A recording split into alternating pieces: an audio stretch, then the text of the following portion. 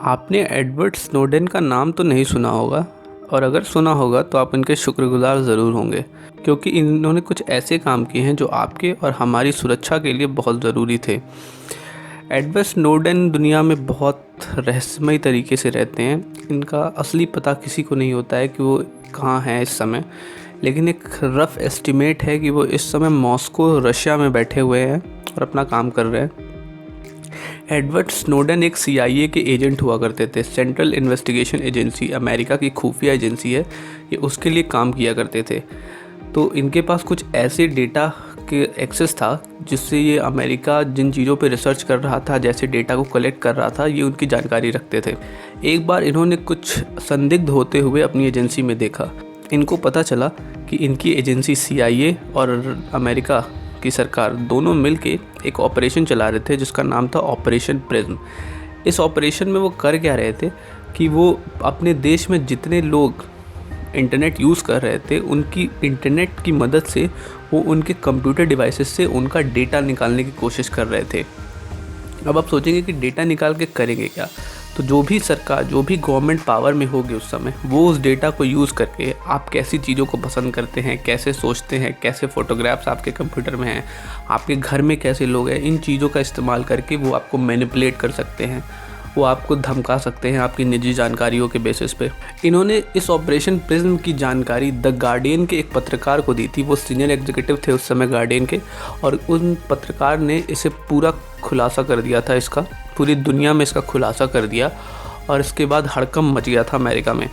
America को ये operation बंद करना पड़ा था। सुप्रीम कोर्ट में उन CIA के ऑफिशियल्स के खिलाफ केसेस हुए, उन्हें सज़ा हुई। कुछ गवर्नमेंट के जो ऑफिशियल्स मिले हुए थे उनको सज़ा हुई, कुछ अधिकारियों को सज़ा हुई जो इस काम को अंजाम दे रहे थे, लेकिन इसमें कोई बड़ा पकड़ा नहीं गया। एक बात तो साफ थी कि इसमें सरकार के ऊपरी तत्व भी जुड़े हुए थे, जहाँ तक कि एडवर्ड स्नोडेन का कहना था कि इसमें राष्ट्रपति, अमेरिका के राष्ट्रपति जिन्हें दुनिया का सबसे ताकतवर आदमी माना जाता है, वो भी इस खेल में शामिल थे। फिर इन्हें CIA के काम की वजह से ग्रेट ब्रिटेन जाना था। एक खुफिया काम था। जब ये ग्रेट ब्रिटेन में यानी कि इंग्लैंड में अपना काम कर रहे थे, तब इन्हें कुछ अजीब लगा, और जब ये इंटरनेट के डेटा से निकलने वाली चीज़ों को देख रहे थे कि डेटा जा कैसे रहा है, इंटरनेट पूरी दुनिया में फैल कैसे रहा है, जब इन चीज़ों की स्टडी कर रहे थे तो इन्हें कुछ अजीब लगा। अगर आपको पता होगा इंटरनेट कैसे काम करता है, तो आप ये ज़रूर जानते होंगे कि समुद्र के अंदर ऑप्टिकल फाइबर केबल्स बिछाई जाती हैं, जिसके अंदर से होके आपका डेटा, आपके सिग्नल्स जाते हैं और आप एक दूसरे से कनेक्टेड रहते हो पूरे वर्ल्ड के अराउंड।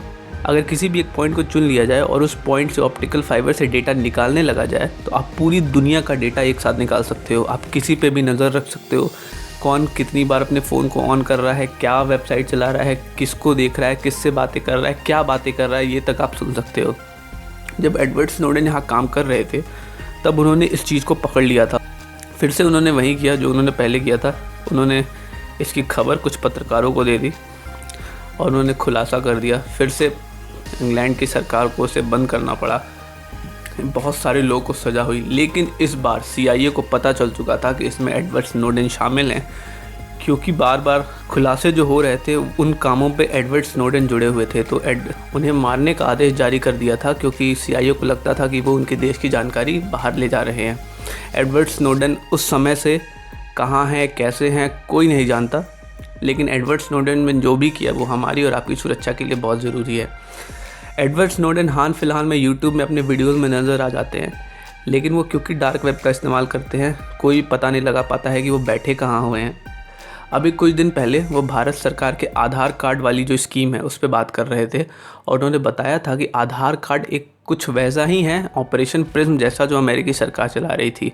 उन्होंने बोला था कि आधार कार्ड का जो डेटाबेस है वो बहुत कमज़ोर है, उसे सिर्फ भारत सरकार ही गलत तरीके से इस्तेमाल नहीं कर सकती, बल्कि बाहर के सरकार है जैसे कि अमेरिका हुआ, पाकिस्तान हुआ, चीन हुआ, जो हमारे दुश्मन देश हैं, वो भी उसका बहुत गलत तरीके से इस्तेमाल कर सकते हैं।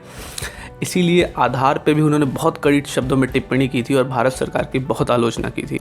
मैं सोचता हूँ मैंने आपको कुछ अच्छा बताया होगा। अच्छा लगे तो सब्सक्राइब ज़रूर करिएगा। धन्यवाद।